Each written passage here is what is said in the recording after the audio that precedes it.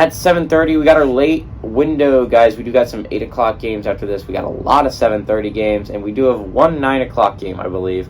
But 7:30 is going to be the dominant window for this weekend. Number 5, Clemson, who's 5-0, traveling to Boston College, who's 2-3.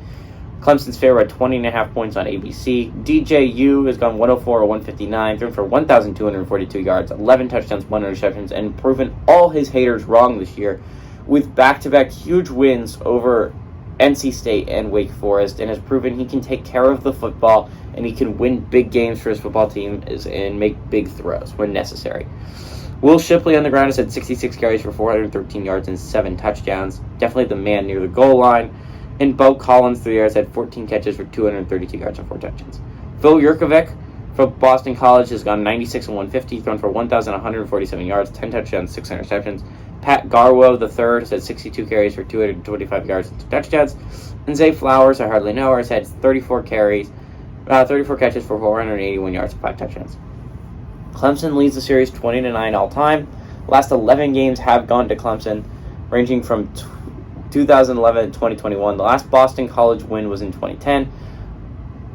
Oddly enough, that was also the last time Boston College won at home. So, I think what's going to be really, really interesting in this football game is both these teams are coming off big wins. Now, they're less big wins. One's more important than the other, but they're both big wins regardless for these football teams. Clemson's obviously coming off a revenge game against NC State in Death Valley, where they beat NC State pretty handily. They beat the Wolfpack, their rivals, after losing at NC State in double overtime last year, maybe even triple overtime. It was a crazy game, though. You go over to Boston College, and Boston College's win wasn't as huge on the national stage, where they were able to skeet past Louisville, but regardless, that was a big win for them. They kind of needed that victory in ACC play. Obviously, they don't expect to vie for an ACC championship this year, but they have a shot at getting to a bowl game, and that was a big win that they needed to get to a bowl game, especially being 1-3 at that point in the year.